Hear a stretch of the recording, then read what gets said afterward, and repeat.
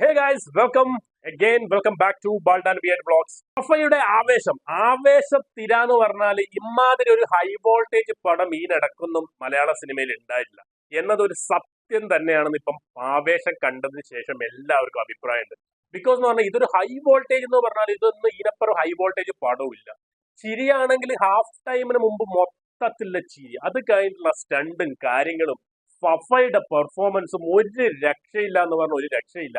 Because നമ്മൾ എന്താണോ രണ്ട് ട്രെയിലർ വന്നു, അതേപോലെ രണ്ട് പാട്ട് ഇറങ്ങി.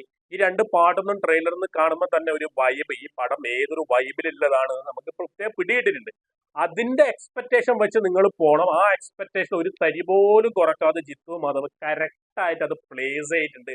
അത് സിനിമയിലെ പാട്ടാണെങ്കിലും സിനിമയിലെ സ്റ്റണ്ട് സീനാണെങ്കിലും സിനിമയിലെ കോമഡി സീക്വൻസ് ആണെങ്കിലും ഒരു രക്ഷയില്ല. ഇതൊരു ഗാങ്സ്റ്റർ പടമാണോ എന്ന് വെച്ചാൽ അല്ല, ഇതൊരു കോമഡി പടമാണോ എന്ന് വെച്ചാൽ അല്ല, ഇതൊരു മാസാണോ എന്ന് പറഞ്ഞാലല്ല.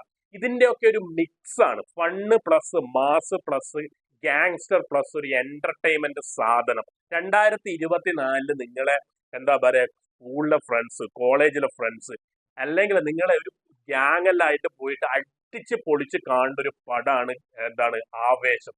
ഫാമിലി ഓഡിയൻസ് എനിക്ക് തോന്നുന്നില്ല. ഫാമിലി ഓഡിയൻസ് ഇത് എത്രത്തോളം ദഹിക്കും എന്നുള്ളൊരു സംഭവമുണ്ട്. ബിക്കോസ് അതിൽ കാണിക്കുന്നത് ഫസ്റ്റ് സീൻ മുതൽ അല്ലെങ്കിൽ ലാസ്റ്റ് സീൻ വരെ ഒജാതി അടിയാണ്. വെള്ളടി സിഗരറ്റ് വലി, കയ്യിൽ കുപ്പിയില്ലാതോ സിഗരറ്റ് സ്മോക്കിംഗ് ഇല്ലാത്തോ സീനുകൾ ഇല്ല. ഈ ഇതിന്റെ ഒരു വാണിംഗ് ഇത് കാണിക്കുന്നില്ല, മുന്നറിയിപ്പ്, ഹാനികരം, മദ്യപാനം ആരോഗ്യത്തിന് ഹാനികരം എന്നുണ്ട്. ഈ ഒരു സാധനം പടം തുടങ്ങിയത് തൊട്ട് അവസാനിക്കുന്ന വരെ ഒരു മൂലത്തിൽ ഇങ്ങനെ ഉണ്ടാവും. അപ്പൊ നിങ്ങൾക്ക് മനസ്സിലാക്കാം പടം ഏത് വൈബിലുള്ള പടമാണ്. സോ ഇതെന്ന് പറഞ്ഞാൽ ഫുൾ പവർ കാണുന്നവർക്ക്, അല്ലെങ്കിൽ അങ്ങനത്തെ ഒരു പടം വൈബ് പടം ഇഷ്ടപ്പെടുന്നവർക്ക് കംപ്ലീറ്റ് എന്റർടൈൻമെന്റ്, കംപ്ലീറ്റ് പാക്കേജ് ആണ് ജിത്തു മാധവ് കൊടുത്തിട്ടുള്ളത്. രോമാഞ്ചം പടം കണ്ടവർക്ക് അറിയാം രോമാഞ്ചം ഏത് വൈബാണ്, എങ്ങനത്തെയാണ്. അതിൽ ആ ഒരു ലൈൻ പിടിച്ചു തന്നെയാണ് ഇതിൽ കൂടുതൽ. അതിൽ കോമഡി നല്ലോണം കയറ്റിയിടുന്നുണ്ട്. ജിത്തു മാധവിന്റെ രോമാഞ്ചം കണ്ടവർക്ക് അറിയാം ശരിക്കും കോമഡി എത്രത്തോളം വർക്ക്ഔട്ട് ആയിട്ടുണ്ട്. ഇതും അതേപോലെ ഫഫേന്റെ കോമഡി ഒന്നും ഒരു രക്ഷയില്ല. ശരിക്കും പറഞ്ഞാൽ പടം തുടങ്ങിയിട്ട് ഒരു 30 മിനിറ്റ് വരെ എനിക്ക് എത്ര എന്താന്ന് പറഞ്ഞാൽ പുതിയ യങ്സ്റ്റേഴ്സിന്റെ അഭിനയം ആയതുകൊണ്ട് അതിൽ എവിടേക്കോ ചെറിയ ക്രിഞ്ച് അടിക്കുന്ന പോലെ എനിക്ക് ഫീൽ ചെയ്തു. മേ ബി എനിക്ക് മാത്രമായിരിക്കാം. ബിക്കോസ് ഇവർക്ക് ചില ആൾക്കാർ ഹിപ്സ്റ്ററും അവരെ കൂടെ ഉണ്ടായ ആ ഗ്യാങ് അവർ കംപ്ലീറ്റ് സൂപ്പറായിട്ട് അവർ ചെയ്തിട്ടുണ്ട്. അവരെ വേറെ കൂടിയുള്ള കുറെ ജൂനിയർ ചെറിയ ക്യാരക്ടർ ചെയ്ത് അവരുണ്ട്. ഒരു നെഗറ്റീവ് ഷെയ്ഡിലുള്ള ഒരു കഥാപാത്രമൊക്കെ ഉണ്ട്. നിങ്ങൾ പടം കാണുമ്പോൾ മനസ്സിലാവും. മൂപ്പര് വന്നിട്ട് ചെറിയ ക്രിഞ്ചടിക്കുന്ന പോലത്തെ സീനുകൾ എനിക്ക് ഫീൽ ചെയ്തു.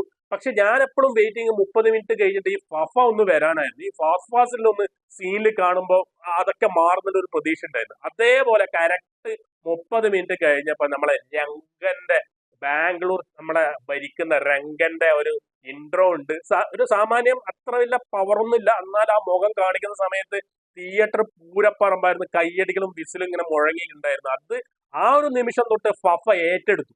ഫഫ ഈ ഒരു പടത്തെ വേറെ ലെവലിലേക്ക് കൊണ്ടുപോയി. അത് കോമഡി ആണെങ്കിലും മാസാണെങ്കിലും സ്റ്റണ്ടൊക്കെ വേറെ ലെവല് സാധനം. അത് എല്ലാം അടിപൊളി നീറ്റ് ആൻഡ് പെർഫെക്റ്റ് ആയിട്ട് ഫഹദ് എടുത്തു വെച്ചിട്ടുണ്ട്.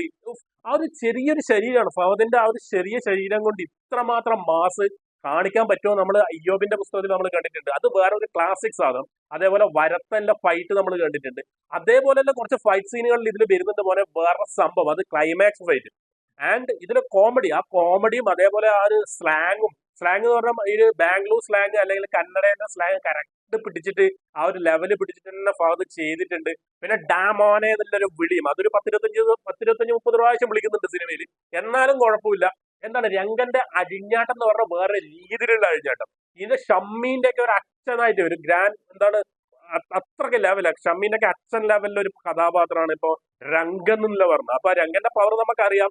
ആ ട്രെയിലറിലും അതിന്റെ വേറെ കഥകളും നമ്മൾ കേട്ടിട്ടുണ്ട്. ആ പവർ ഫുൾ പവർ രംഗൻ ഒരു രക്ഷയില്ല, മുട്ടാൻ കഴിയാത്ത ഒരു കഥാപാത്രമാണ്. സോ അത് എല്ലാം വെടിപ്പായിട്ട് ക്ലീൻ ആയിട്ട് ഫഹദ് ചെയ്തു വെച്ചിട്ടുണ്ട്. അതേപോലെ ഫഹദിന്റെ ഒപ്പരം തന്നെ ഈ നമ്മളെ രോമാഞ്ചത്തിലൊക്കെയുള്ള ആ മൂപ്പര് അടിപൊളിയായിട്ട് ക്ലീൻ മൂപ്പര കഥാപാത്രം അടിപൊളി. അത് കോമഡി എന്ന് പറഞ്ഞാൽ അന്യായ കോമഡിയാണ്. അതിന്റെ ഇടയ്ക്ക് സ്റ്റണ്ടും ആക്ഷനും കാര്യങ്ങളും വേറെ മാസ് സീനും കാര്യങ്ങളും ഒരു രക്ഷയില്ല. സോ ഇതെന്ന് പറഞ്ഞാൽ പക്ക ഒരു എന്റർടൈൻമെന്റ് ആണ്. നമുക്ക് പോയിട്ട് കൈയടിക്കാൻ വിസിലടിക്കാൻ നിങ്ങളുടെ സിനിമ നോക്കുന്നുണ്ടെങ്കിൽ ഒന്നും നോക്കണ്ട, നേരെ പോവാ. എന്താ പറയാ 2-2.5 മണിക്കൂർ തിയേറ്ററിൽ പോയിട്ട് ആവേശഭരിതരാവുക എന്നുള്ളത്. ഇങ്ങനെ രോമാഞ്ചിഫിക്കേഷൻ എന്നുള്ള സംഭവം മാസ് എന്താണ് ഫണ്ണോ എന്റർടൈൻമെന്റ് എന്താ വേണ്ട രംഗ നിങ്ങൾക്ക് തരും, ഒരു രക്ഷയില്ല. പിന്നെ രംഗന്റെ പാട്ടും ഡാൻസും വേറെ ലെവലാണ്. നമ്മൾ ട്രെയിലറിലും അതിന്റെ കുറച്ച് ഗ്ലിംസിലൊക്കെ കണ്ടിട്ടുണ്ട്. സോ ഇതില് സുഷിൻ ശ്യാമും അതേപോലെ ഡബ്സിയും എന്താ പറയാ മക്കളെ, ഒരു രക്ഷയില്ല. നമ്മൾ ഏതായാലും പാട്ട് കണ്ട് റിയാക്ട് ചെയ്ത് അപ്പൊ പാട്ടിന്റെ ആ ഒരു പവർ നമുക്ക് ഏതായാലും നേരത്തെ മനസ്സിലായിട്ടുണ്ട്. സോ തിയേറ്ററിലേക്ക് വരുന്ന സമയത്ത് അതും ഇവരുടെ സ്റ്റണ്ടും ആ ഒരു ക്യാരക്ടേഴ്സും എല്ലാം കൂടി ഒരുമിച്ച് വരുന്ന സമയത്ത് സുഷിൻ ശ്യാമും ഡബ്സിയും വേറെ ലെവലാക്കി കളഞ്ഞിട്ടുണ്ട്. ഇതിന്റെ ഏറ്റവും ലാസ്റ്റ് പാട്ട്, ആ ഇലുമിനാറ്റി പാട്ട് ഏറ്റവും ലാസ്റ്റിലാണ് വരുന്നത്. അതും വേറെ, ആ പാട്ടും കൂടി കണ്ട് ആ ഒരു തിയേറ്ററിൽ ആ ഒരു ഗുമ്മ് കേട്ട് വേണമെങ്കിൽ നമുക്ക് എഴുന്നേറ്റ് പോവാം. അത്രയും ഫുൾ പാക്ക് സാധനം, ഒരു രക്ഷയില്ല.